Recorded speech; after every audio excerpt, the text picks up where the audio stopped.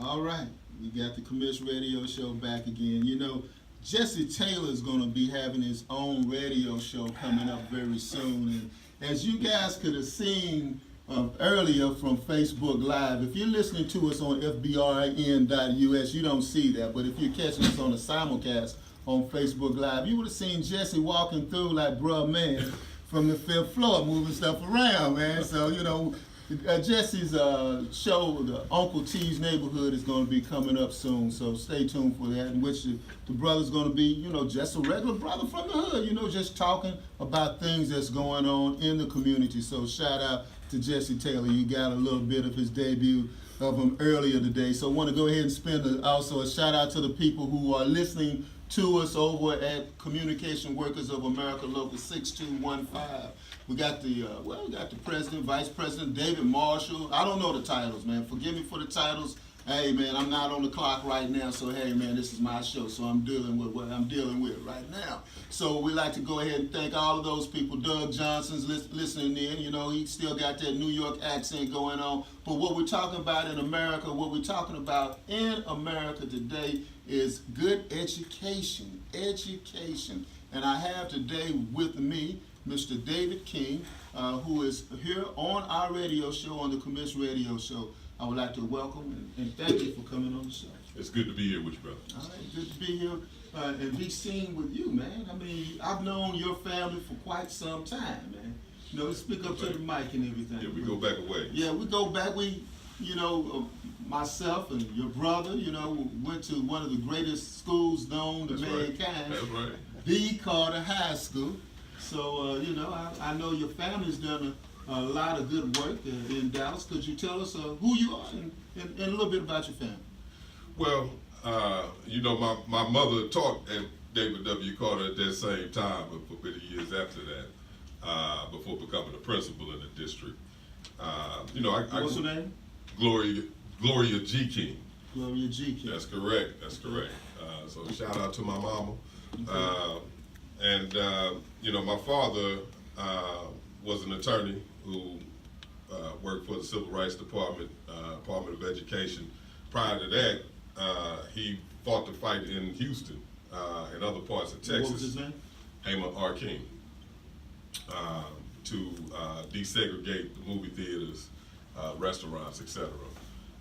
So, you know, that's one of the stories I grew up with. My mother and father telling me the first time they went to a desegregated movie theater in Houston to test to see if the new policy would work and hold in place and if the police would acquiesce, and how scared they were to go to a movie. So for me, the legacy that they've established for me has been the foundation that you know, my understanding, my viewpoint, and my goals are built on. Well, I'd like to thank you and your family, your whole entire family. I've done a lot of research on Texas civil rights. Mm-hmm.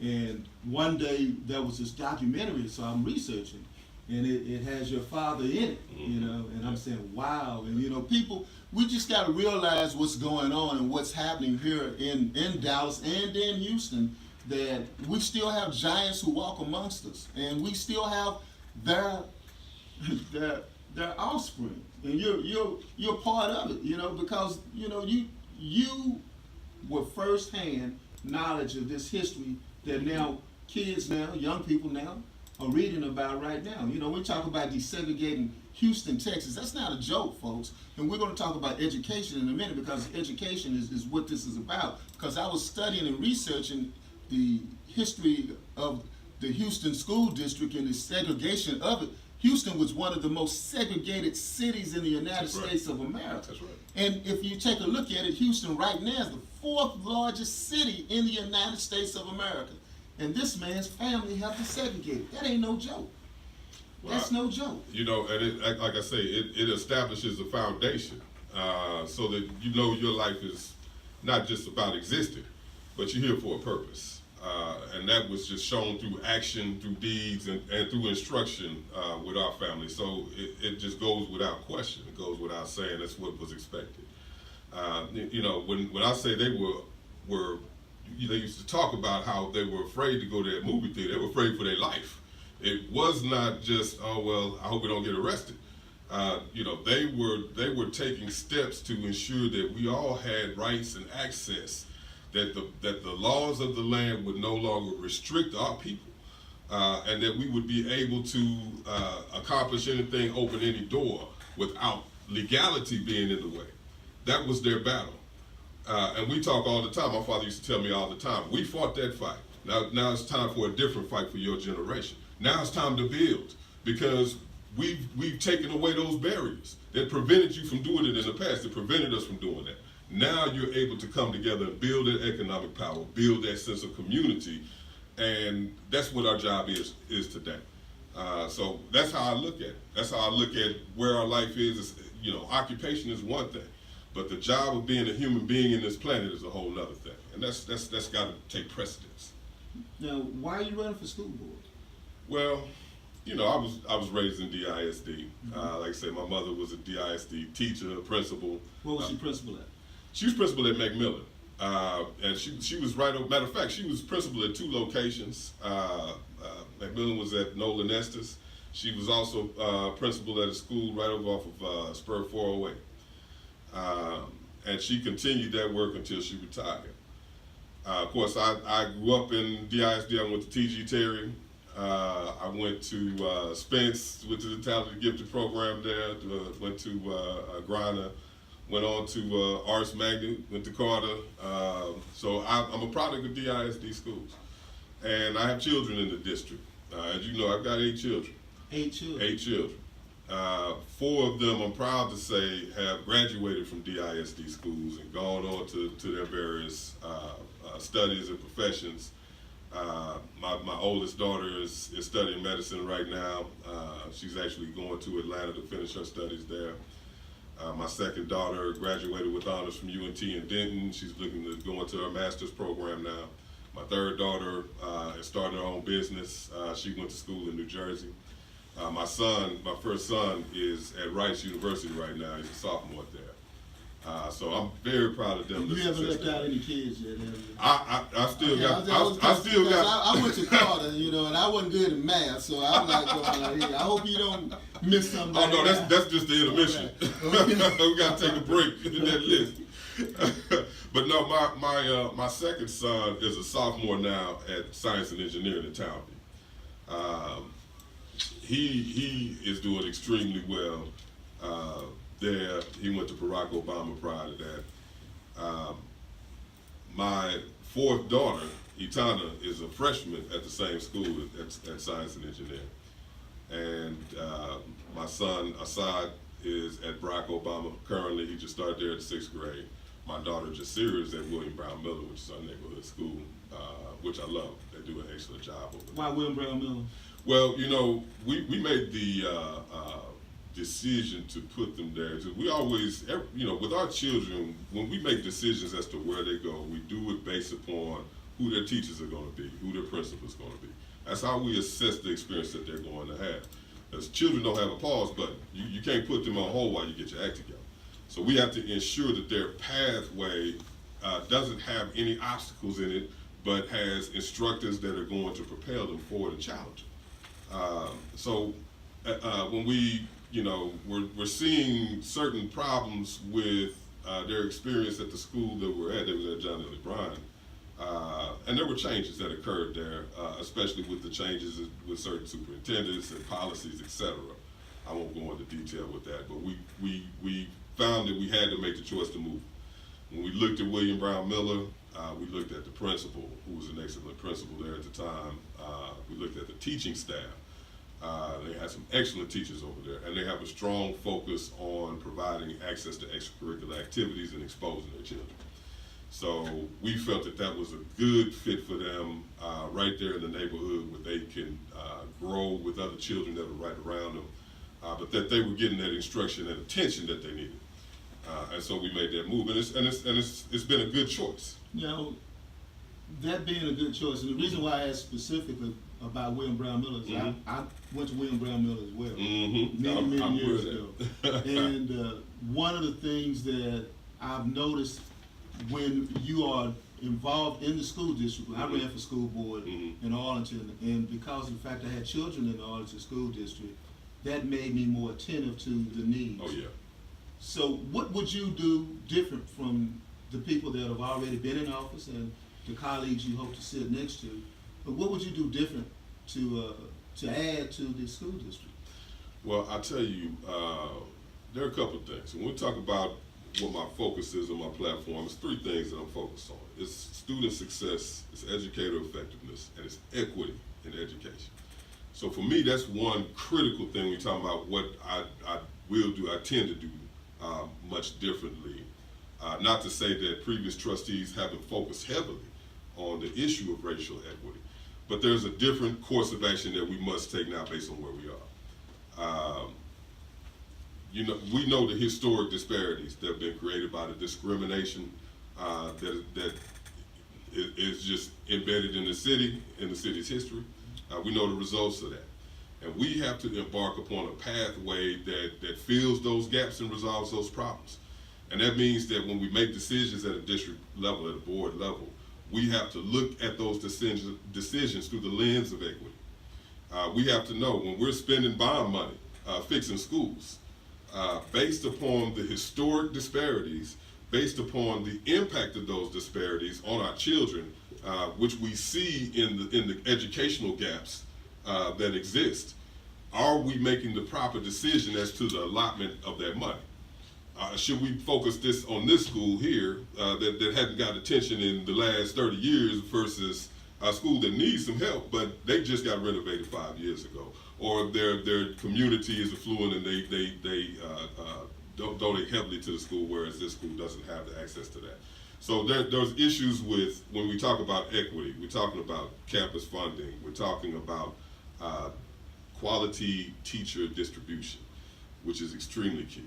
It's meaning we must make sure that, you know, we don't have just our highest quality teachers, say at our magnet schools, but we don't distribute them to SOC, we don't distribute them to Roosevelt, we don't make sure they're at Wilma Hutchins, they're at Pinkston. We want every child in our district to have access to quality education. We want every child in our district to have access to quality teachers as well that look like them, hopefully come from their community, because we know statistics show that kids learn better in those environments. So that's part of the equity as well. Okay, let me ask you a question about the equity. Now, the district that you're running for, not the district, but the district within the school right. district. I just want to make sure everyone was like listening and paying attention. Right. So the district that you're running for, where is it at?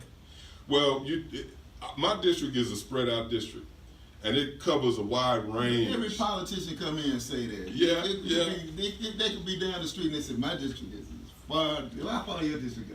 Well, I tell you, it goes all the way from Uptown over to West Dallas. Okay, down through East Oak Cliff, and all the way down to Wilma Hutchins. Okay, so it is a spread out district. And think about it from high school. Who made that up? Well, you know, that's a good question. And one That makes no sense. Yeah, and one I'm sure we'll revisit. Gerrymandering. Well, like I say, we that's something I think we will be revisiting. We should be revisiting when the next census comes out, as to why boundaries are where they are and if that's best for the future. So you got Uptown. Mm-hmm. Part of downtown. Which is downtown. West Dallas. West Dallas. Pinkston is in District 5. SOC is in District 5. Roosevelt is in District 5. Okay. Townview is in District 5. Barack Obama is in District 5. Wilma Hutchins is also in District 5. All the way in there.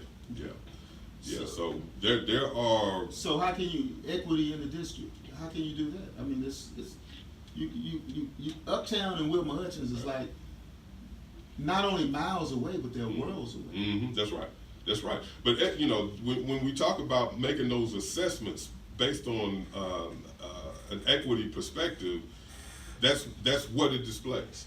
The whole issue is we want balance. The difference between equity and equality is equality is, okay, so let's say from now on, we're going to give everybody the same. But if you're saying we're giving everybody the same and you're including somebody that's gotten their portion and your portion too, while you've only gotten a half of somebody else's portion, then making everything equal does not equalize everything. So we have to talk about equity, which takes into account those historic disparities and the impacts that they've had. So that's why I say, when I say looking through that equity lens, when we make those decisions, that's what we have to do. It doesn't mean that we're not going to make sure the same things apply. When we talk about quality teacher distribution, if we, for some reason, see that that's not occurring at a school that has an affluent community, doesn't mean we want to make sure that's not equalized. But the issue is we know where it hasn't been equalized, and we have to take that into account. The main resource that we have is us, is our people, is life, is children. And every child that we ignore, that we fail, is a failure to the future, because that child has an exponential potential for growth. And we don't know what that child is going to commit to, what's going to bring to the world. If we facilitate that growth properly, we can change the trajectory, we can raise it. We can show that child how much they can accomplish, no matter what. And we can create a pathway for all of them, no matter what they come from, no matter what their background, that is going to take them wherever they choose to go in life. And that's why I'm running. Yeah, how many people are running in this district as well? There are 3, including myself. I have 2 other opponents. Incumbent? No incumbents. Now, Dr. Lou Blackburn has chosen to retire, so he's not running. And let me say, since we're mentioning this, I want to thank Dr. Blackburn for his years of service. He served 18 years in a position with no pay, based upon his concern for children and their education. And I can personally say that every time I reached out to him as a parent, he was there, he showed up. And he did more to show up, but he took action based upon what he could do in his capacity. But he is retiring. And so, like I said, I want to thank him for his service and his leadership. But I want to be the one to follow him onto the board. Yeah, he has served as school board president as well. He has served as school board more than once, I believe. He should have a school named after him. He should. And the reason why I'm saying it is because W.T. White named the school after himself, and he was a sitting school board superintendent At the time. Yeah. Yeah, well, that was ironic about that. Myself and Dr. Blackburn had talked about that because Dr. Blackburn was with me when I was giving the keynote speech for Franklin D. Roosevelt High School. You know, that's the school that they built on a landfill. That's right. But that's beside the point. But we're talking about equity again, because that was they made things equal. So I want to talk to your point. Right. This is the difference, people, between equity and equal. Equal was, okay, we need a school built, so we're going to build 2 schools. That's right. We're going to build 1 school for the Negroes. That's what they called it. So they built it in the bottom. They built it on a landfill in the bottom, and then they built another school. W.T. White, the superintendent, named it after himself. I guess he couldn't think of no president to name it after, so he thought of himself. But all things being equal, we see that they aren't. Right, exactly. So how can we adjust that, since there's been a history, which I've just so eloquently stated, that has existed in DISD? Well, one thing is to use the tool that's been created. You know, there has been an establishment of a racial equity office in DISD. And while I was very much a fan of the African American Success Initiative that preceded it, I'm still very hopeful that this new office will fill the gap and do its job. And the issue, I actually, long before I even considered running, I just wanted to understand the district's position when it came to cultural relevancy and historically accurate curriculum. And so I actually went and sat down with a gentleman named Leslie Williams, Jamila Thomas, who were over there running that office. And so we went through the entire assessment process. And so here's the thing: what I really valued about the consideration of that process is that you're talking about creating that lens. That assessment is that lens, so that every time a dollar is spent from bond funds, from the general operating budget, when we make allocation decisions that impact specific regions of the district, when we're talking about policy and programming. All of that needs to pass through the lens of racial equity to make sure that this policy will not create, you know, we talk about, even in housing, we talk about disparate impact. When we talk about concentration of low-income housing, okay, a disparate impact is maybe not intended, but it's still an impact. But we have to ensure there's no disparate impact with decisions that the board is making with regards to the communities that have historically been discriminated against. And even more so than that, a strong eye towards correcting those wrongs. So what do we know? When we talk about the impact of that discrimination, we know that, just as you said, when we got our equal school, it was on a landfill. We know that the construction focus and all of that was not going to be at the same level as that other school.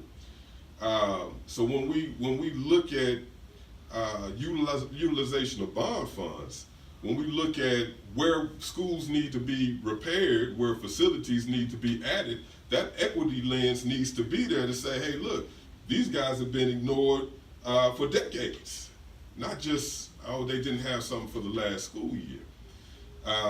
And that needs to be rectified. So the percentage allotments that we make in terms of those investments need to be adjusted based upon that racial equity assessment. So you're dealing with it from a historical point of view, not something that happened last week. We gave you $50 last week. Right. And we gave them $50 last Right. week. Everything's equal. But for the last 100 years, we've given them $100 That's a right. week. Exactly. And we didn't give you anything. Exactly. But now we're going to go ahead and say that now everything is equal because you got $50 last week. Exactly. There's no way you can do it. It's just like, you know, the thought of digging that hole and you push somebody into it and you blame them for being in the hole and not being able to climb out. You know, or you start the race and you halfway down the track while they're starting behind the starting line and wonder why they never win. You know, we know the reality of these things. It's well documented. And we know the impact, the effect of it, because we see that education gap when we look at those statistics, when we look at those numbers for African American children, for Hispanic children.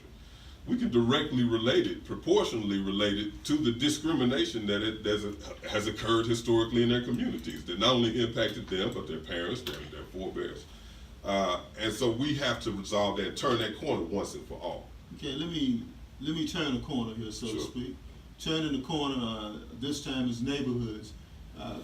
Property taxes are used to fund these programs, and every time I'm looking at the news, it's always a pushback that people are saying that the reason why your property taxes are so high is because the schools are asking for so much. Could you Right. address that? Well, I'll say a couple of things about property taxes and the school budget. There are, I believe, decisions that have been made inside the district that have negatively impacted the effectiveness of the funding that is achieved through that property taxation. But at the same time, there are external problems, i.e. state funding issues. And for the district, one real problem that it has in the budget that I hope will be rectified by the current bill that's currently going between the House and the Senate, is the issue of recapture in the Robin Hood system. Now that, when you look at the budget, especially look at a budget projection, what recapture does to the funding that DISD has available is dramatic. Because yes, it's still achieving all of the property value and those property taxes from the appreciation of value, but it's paying more and more and more to the state as we progress, and to the point where in 3 years it will be a seriously devastating amount that goes to recapture. So I'm waiting to see how this bill turns out. I'm very hopeful, and I believe that it will change the situation, and then we can readjust to how it is currently. That being said, when we talk about the amount of funding that goes to school